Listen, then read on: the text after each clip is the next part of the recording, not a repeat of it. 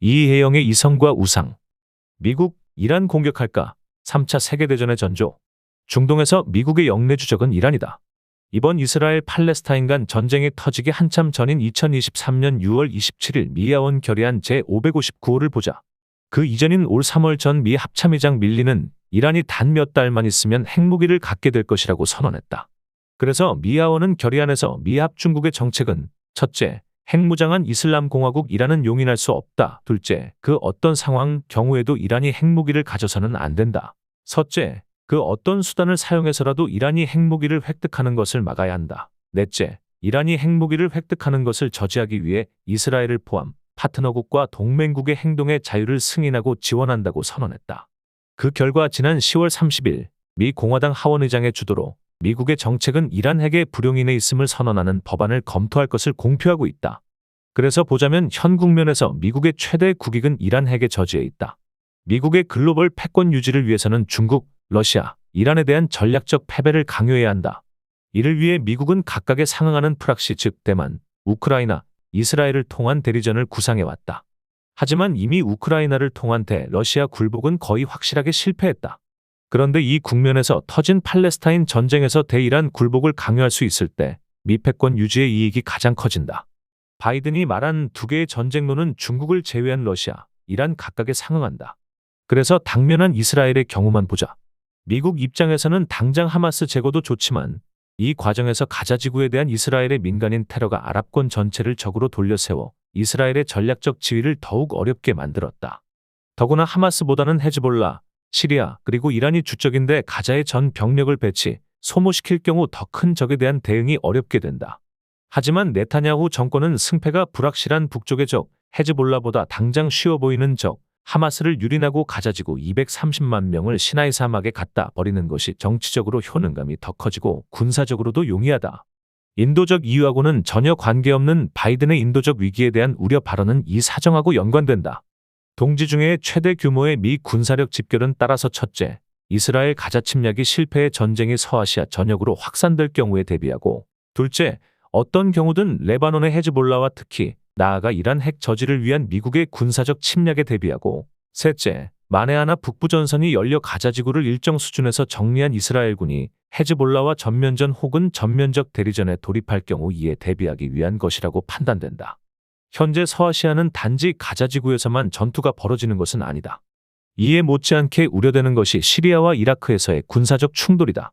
10월 17일 이후 이른바 시아파 초승달 지대에서 여러 친이란 민병대에 의한 미국의 불법 건설 시리아 군사기지와 이라크에 대한 공격이 이미 40회에 달했다. 그리고 대이스라엘 선전을 포고한 예멘 후티 정권에 대해 이스라엘 미사일 공격도 계속되고 있다. 여기에 대응 미군 역시 시리아 내 이란 혁명수비대 무기고를 자위권 차원에서 폭격했다. 그리고 전 CIA 분석관 레리 존슨에 따르면 미국 내 군병원의 미군 부상병의 숫자가 지속적으로 증가하고 있다고 한다. 다시 말해 공식적으로 밝혀지지 않은 사상자가 다수 발생하고 있다는 말이다. 이러한 사태 흐름은 가자 그리고 이스라엘 북부의 헤즈볼라뿐만 아니라 초승달 지대에서도 이미 상당 수준의 교전이 발생하고 있음을 의미한다. 이스라엘 전선과는 달리 이 지역에서는 미군이 교전의 직접 당사자다. 시리아 내 미군 기지는 어떤 법적인 근거도 없는 불법 무단점령이다.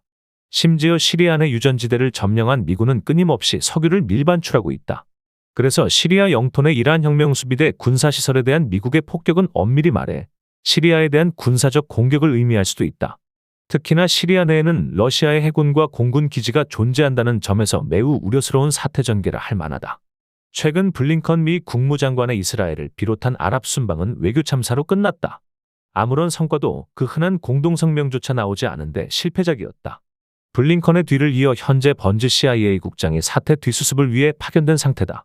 과거 1970년대, 1990년대와 비교해 미국의 영내 위상은 현저히 축소된 상태다. 비록 가공할 군사력을 현지에 파견한 상태지만 그렇다고 영내 반미 블록의 항전의지가 바뀐 것은 없다. 더군다나 인도적 휴전에 대한 미국의 강력한 요구에도 불구하고 네타냐후 정권은 이를 간단히 거부했다.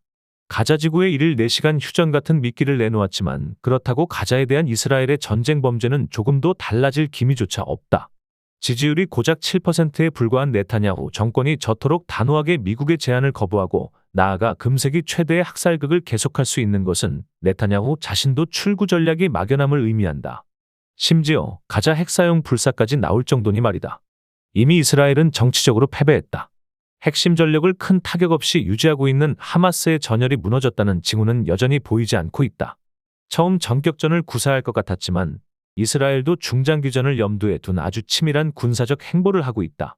하지만 문제는 시간이 과연 이스라엘 편인가 하는 점이다.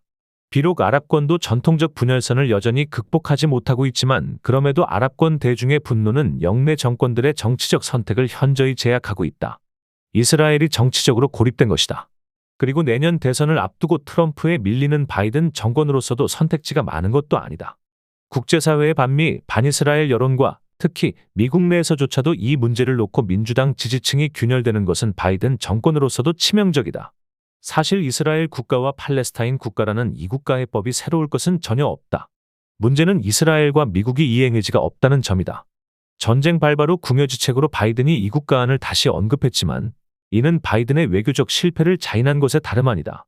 왜냐하면 처음 두 개의 전쟁론을 소환해 이스라엘의 대학살극을 사실상 묵인 방조한 뒤 수수반으로 캐캐묵은 이국가안을 제시함으로써 메시지에 혼란은 말할 것도 없고 그 제안의 진정성에 대한 의심을 스스로 불러들인 것이다. 이국가안은 그나마 국제사회의 다수안이라 할 만하다. 원래 하마스는 이 안을 반대해서 등장한 정치 세력이지만 현재는 이 안 자체를 거부하는 것으로 보이지 않는다. 하지만 문제는 이스라엘 시오니스트에 있다. 이들은 이국가안은 고사하고 이스라엘 일국가안, 그것도 모자라 대이스라엘주의자들이다. 그리고 팔레스타인을 지도에서 지우는 것이 목표다. 그 단적인 예가 지난 9월 네타냐후 총리의 유엔 연설이었다. 이 자리에서 그는 지도에서 팔레스타인을 지웠다.